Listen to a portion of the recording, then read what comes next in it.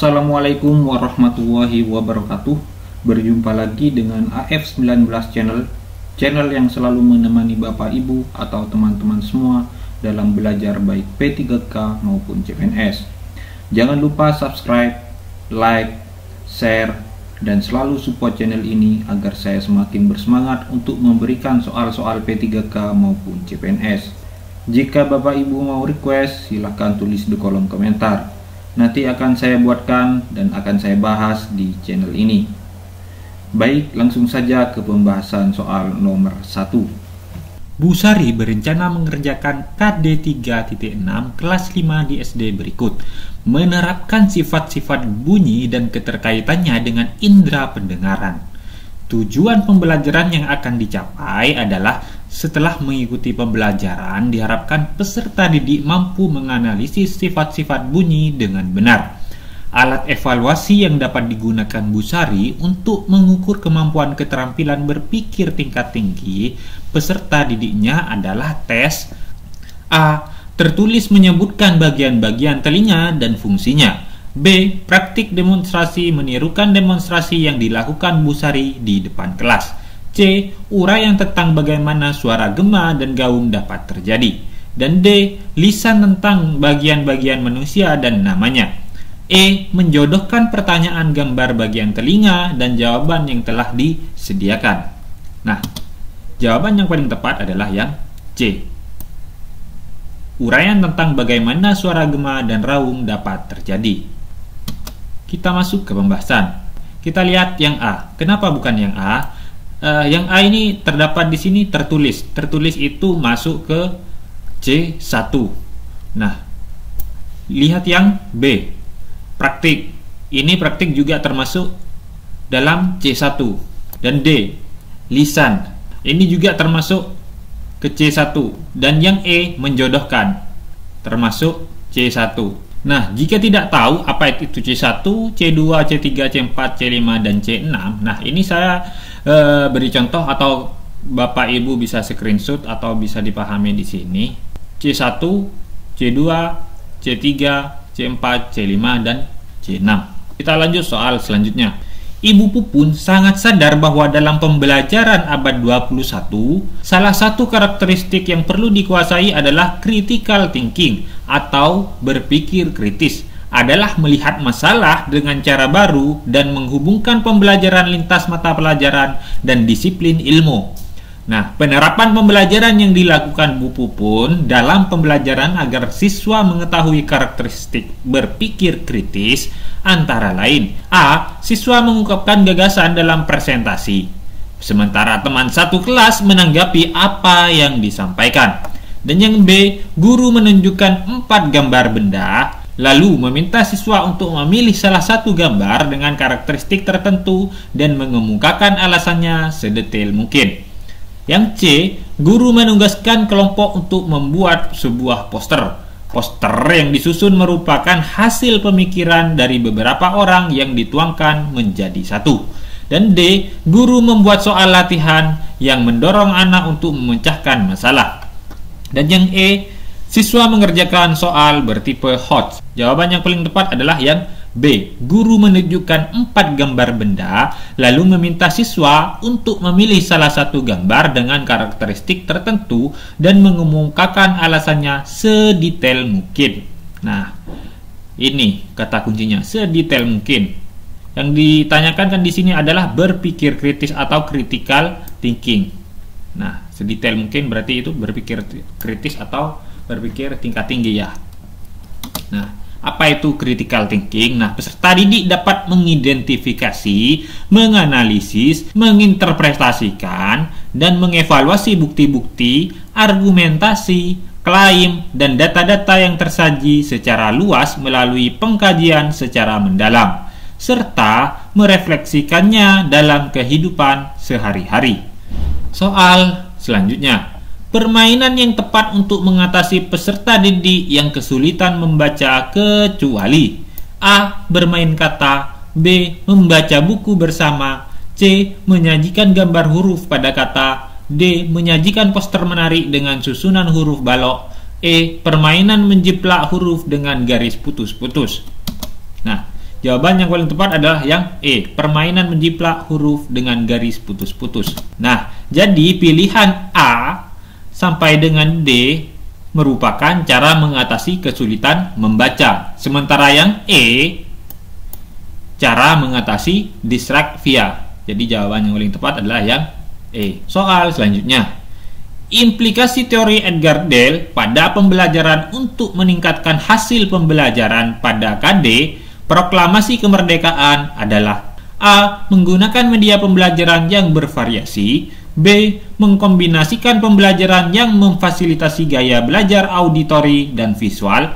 C. Menggunakan variasi metode pembelajaran dengan diskusi dan berbagi. D. Melatih peserta didik untuk presentasi agar peserta didik terampil dan penyajian.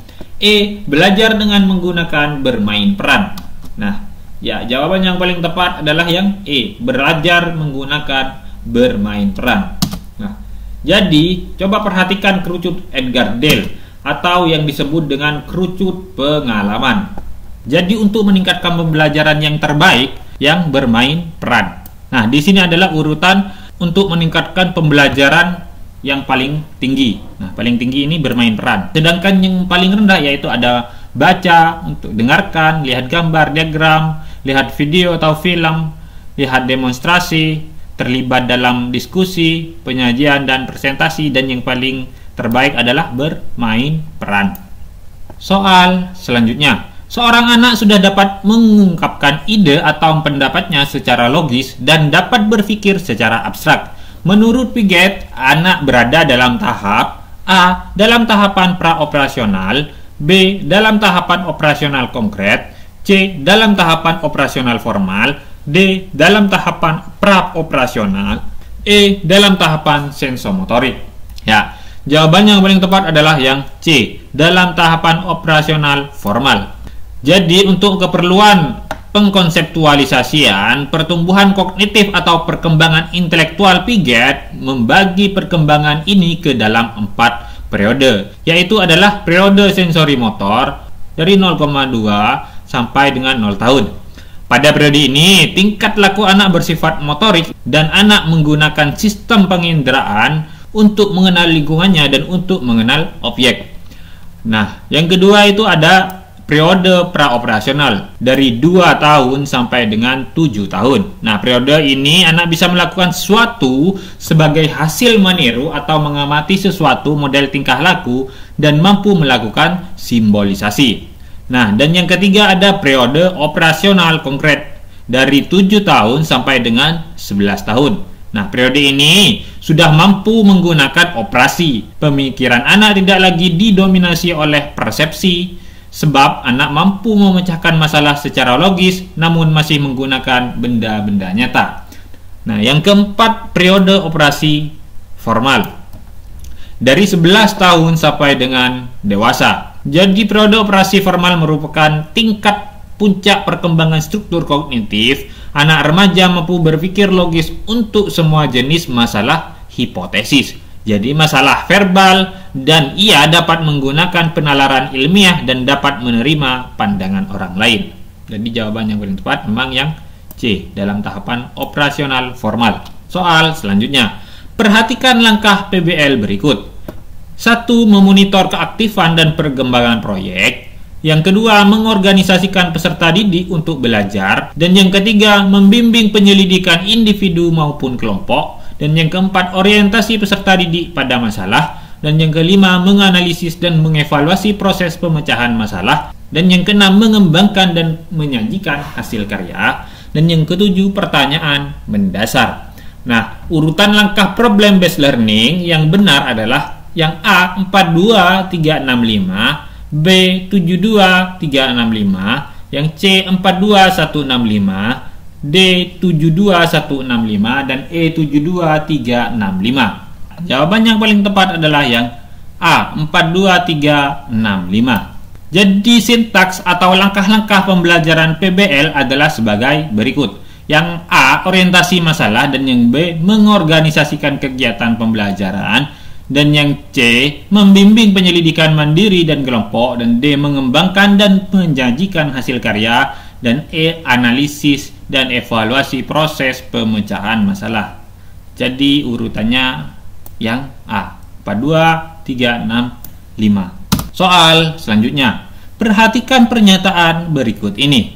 Yang pertama lingkungan keluarga, yang kedua etnik dan kultural, dan yang ketiga status sosial dan minat, dan yang keempat berkembangan fisik dan kecerdasan.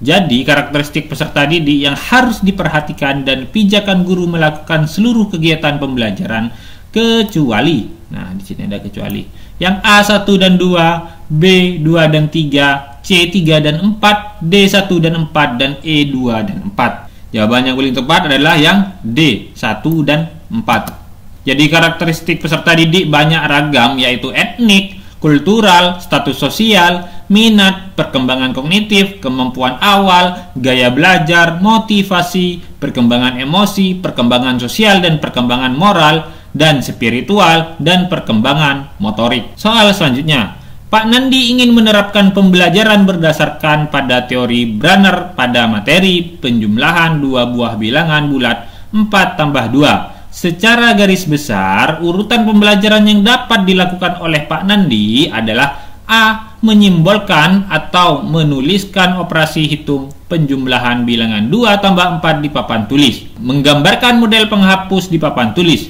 dilanjutkan dengan menggunakan benda konkret atau 4 buah penghapus dan 2 buah penghapus, dan kemudian siswa diminta menghitung semua penghapus.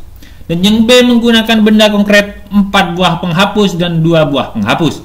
Siswa diminta menghitung semua penghapus, kemudian menggambarkan model penghapus di papan tulis. Nah, selanjutnya menyimbolkan operasi hitung penjumlahan bilangan 2 tambah 4 di papan tulis.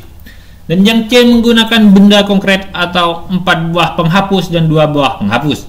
Siswa diminta menghitung semua penghapus, kemudian menyimbolkan dalam bentuk bilangan. Selanjutnya menggambarkan model penghapus di papan tulis. Dan yang D menggambarkan model gambar penghapus di papan tulis, menggunakan benda konkret dan 4 buah penghapus dan 2 buah penghapus. Kemudian siswa diminta menghitung semua penghapus, selanjutnya menyimpulkan operasi hitung penjumlahan bilangan 2 tambah 4 di papan tulis. Dan yang E menggambarkan model gambar penghapus di papan tulis, menyimbolkan operasi hitung penjumlahan bilangan 2 tambah 4 di papan tulis. Selanjutnya menggunakan benda konkret 4 buah penghapus dan 2 buah penghapus. Kemudian siswa diminta menghitung semua penghapus. Jadi jawaban yang paling tepat adalah yang B. Kenapa yang B? Jadi teori Brunner adalah teori enaktif, ikonik, simbolik, atau teori belajar kognitif. Sedangkan enaktif melalui tindakan melalui kemampuan motorik, ikonik melalui gambar atau visualisasi verbal, dan simbolik melalui angka atau huruf, biasanya menggunakan kata-kata atau bahasa. Soal selanjutnya, dampak negatif dari pembelajaran daring kecuali A. Anak berpotensi menjadi korban kekerasan rumah tangga, B. Keterbatasan gawai dan kuota internet sebagai fasilitas penunjang belajar daring, dan C. Anak berisiko kehilangan pembelajaran atau learning loss, yang D. Anak mengeksplorasi teknologi, dan E. Anak kurang bersosialisasi. Ya, jawaban yang paling tepat adalah yang D. Anak mengeksplorasi teknologi. Jadi dampak negatif pembelajaran daring, yang pertama itu ancaman putus sekolah, dan yang kedua penurunan capaian belajar. Dan yang ketiga, tanpa sekolah, anak berpotensi menjadi korban kekerasan rumah tangga yang tidak terdeteksi guru. Dan yang keempat, keterbatasan gawai dan kuota internet sebagai fasilitas penunjang belajar daring. Dan yang kelima, anak berisiko kehilangan pembelajaran atau learning loss.